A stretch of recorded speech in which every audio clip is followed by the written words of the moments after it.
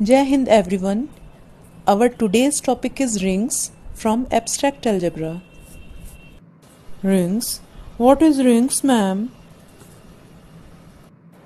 While studying abstract algebra in VSc, we start with group theory, where we study about the algebraic structure GO, where G is a non-empty set and O is a binary operation defined in G satisfying certain conditions due to which the non-empty set G forms a group.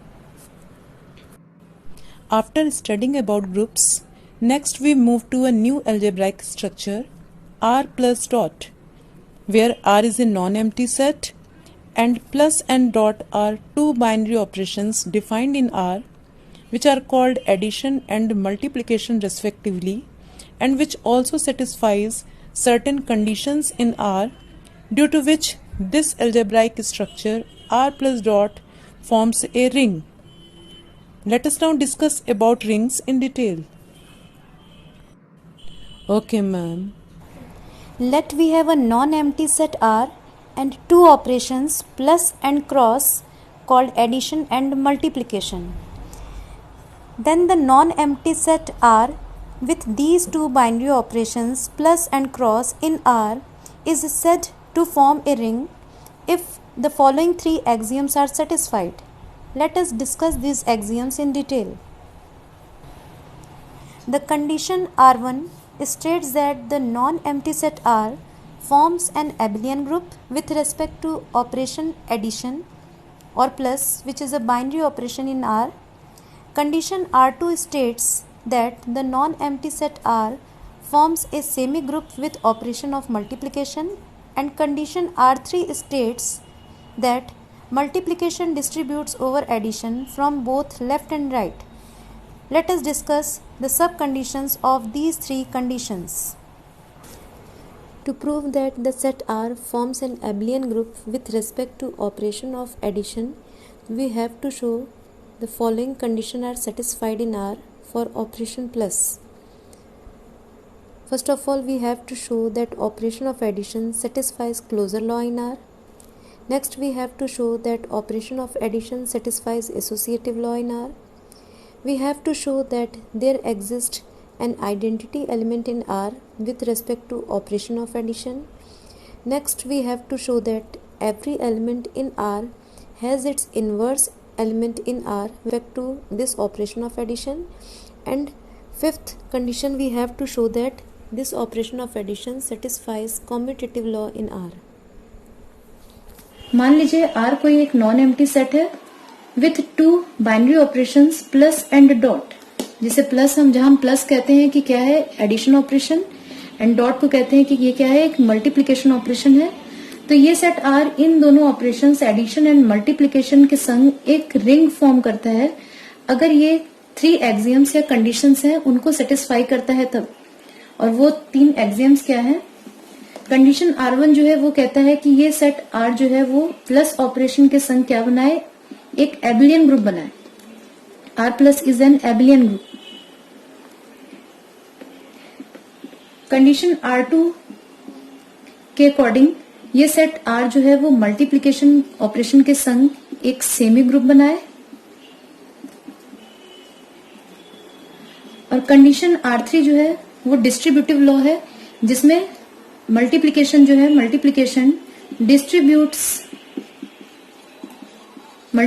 Operation जो है वो distribute हो जाता है addition operation के ऊपर left and right दोनों side से. इसे डिस्ट्रीब्यूटिव लॉ कहते हैं. तो अगर ये सेट R इन तीन कंडीशंस को सेटिस्फाई करता है तो हम कहते हैं कि ये सेट R इन दोनों ऑपरेशन के संग या algebraic structure R plus dot जो है वो एक रिंग फॉर्म करता है. ठीक, तो ये जो R1 कंडीशन है इसके अंदर भी 5 कंडीशंस हम चेक करते हैं. सबसे पहला कंडीशन है closure law holds in R for this operation addition, यानी अगर कोई भी दो एलिमेंट्स A एंड B हम R के अंदर लेते हैं तो A प्लस B जो है वो भी R के अंदर ही होना चाहिए. सेकंड कंडीशन है एसोसिएटिव लॉ. एसोसिएटिव लॉ के अकॉर्डिंग अगर कोई भी तीन elements A, B and C हम R के अंदर लेते हैं तो A plus B plus C, चाहे इस तरह से हम ग्रुपिंग करें एलिमेंट्स की, चाहे A प्लस B को पहले सॉल्व करें और फिर प्लस C करें, दोनों तरह से हमें क्या मिलनी चाहिए, सेम वैल्यू मिलनी चाहिए. तो हम कहते हैं कि एसोसिएटिव लॉ जो है वो आर के अंडर सेटिस्फाइड है for operation addition. Third condition है एग्जिस्टेंस ऑफ आइडेंटिटी एलिमेंट, यानी आर के अंदर हमें एक एलिमेंट जीरो जरूर मिलना चाहिए कि हम इस कोई भी एलिमेंट अगर हम लेते हैं ए आर के अंदर, तो उसको अगर हम इस एलिमेंट के संग ऐड करते हैं तो हमें वही एलिमेंट जो है वो क्या होता है, वापस मिलता है। ठीक, जीरो को हम कहते हैं additive identity in this case. Fourth है एग्जिस्टेंस ऑफ इनवर्स एलिमेंट, यानी आर के अंदर कोई भी एलिमेंट ए अगर हम लेते हैं तो हमें एक एलिमेंट माइनस ए आर के अंदर जरूर मिलना चाहिए कि a plus minus a equal the identity for addition. ठीक, equal minus a plus a. Okay, कोई भी अगर हम दो एलिमेंट, एक एलिमेंट ए लेते हैं तो उसके लिए हमें उसका एडिटिव इनवर्स माइनस ए जो है वो भी उस सेट के अंदर जरूर मिलना चाहिए। तो ये और फिफ्थ कंडीशन है कॉम्पिटिटिव लॉ, यानी कोई भी दो element a and b R के अंदर अगर हम लेते हैं तो a plus b equal b plus a, चाहे इस तरह से हम इस ऑपरेशन को लगाएं एलिमेंट्स पे, चाहे इस तरह से, दोनों तरह से सेम वैल्यू मिलनी चाहिए। तो हम कहते हैं कि कॉम्पिटिटिव लॉ जो है वो भी आर के अंदर होल्ड कर रहा है। तो ये पांचों कंडीशन अगर सेटिस्फाइड है तो हम कहते हैं कि आर प्लस जो है वो एक एबेलियन ग्रुप बना रहा है। To prove that R forms a semi-group with respect to operation of multiplication, we have to prove the following two conditions are satisfied in R with respect to this operation of multiplication. First, we have to show that operation of multiplication satisfies closure law in R.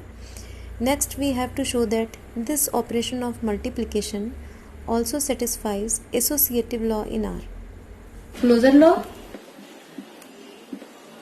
Closure law के according हमें check करके दिखाना होता है कि अगर कोई भी दो एलिमेंट ए एंड बी अगर हम लेते हैं आर के अंदर, तो ए डॉट बी जो है वो भी आर के अंदर का ही एलिमेंट होना चाहिए, ए मल्टीप्लाइड बी भी आर के अंदर का ही कोई एक एलिमेंट होना चाहिए। और दूसरी कंडीशन हम चेक करते हैं एसोसिएटिव लॉ, इसमें कोई भी तीन एलिमेंट्स ए बी सी अगर हम आर के अंदर लेते हैं तो A dot B dot C, चाहे इस तरह से ग्रुपिंग करके वैल्यूज निकालें या ए डॉट बी को एक साथ रखें और फिर डॉट सी करें, दोनों तरह से हमें सेम वैल्यू मिलती है, तो हम कहते हैं कि एसोसिएटिव लॉ भी आर के अंदर सेटिस्फाइड है for multiplication operation. In condition R3, we show that operation of multiplication distributes over addition from left hand side, that is A cross B plus C equals A cross B plus A cross C, and also operation of multiplication distributes over operation of addition from right hand side, that is B plus C cross A equals B cross A plus C cross A.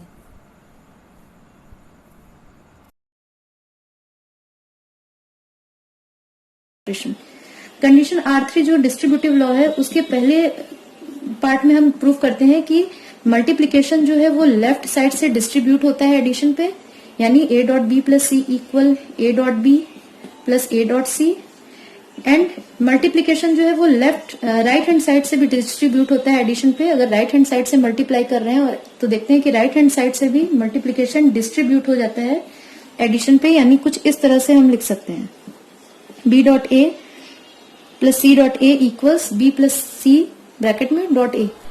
अगर operations addition and multiplication की जगह हम operations star and o notation लेते हैं तो algebraic structure R star o एक ring form करता है। अगर आर स्टार एक एबेलियन ग्रुप है, non empty set R binary operation o के संग एक सेमी ग्रुप बनाता है, एंड जो ऑपरेशन स्टार है वो डिस्ट्रीब्यूट होता है ऑपरेशन ओ पर लेफ्ट एंड राइट दोनों साइड से। Note that if operation of multiplication also satisfies commutative law in ring R, that is if A multiply B equals B multiply A for every element A B in R, then we say that R is a commutative ring. If operation of multiplication does not satisfy commutative law in R, we say that ring R is a non-commutative ring.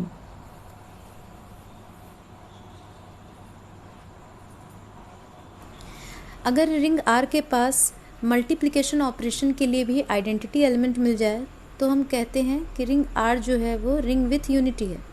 यानी अगर ring are में कोई एक ऐसा element 1 मिल जाए जिसे हम ring are के किसी भी एलिमेंट के संग मल्टीप्लाई करें, जैसे कि अगर हमने कोई भी एलिमेंट ए लिया रिंग आर में और उसे 1 के संग मल्टीप्लाई किया तो 1 क्रॉस ए की वैल्यू भी ए के बराबर हो, एंड A क्रॉस 1 की वैल्यू भी इक्वल्स A हो तो हम कहते हैं R जो है वो रिंग विथ यूनिटी है and 1 is called identity for multiplication in R।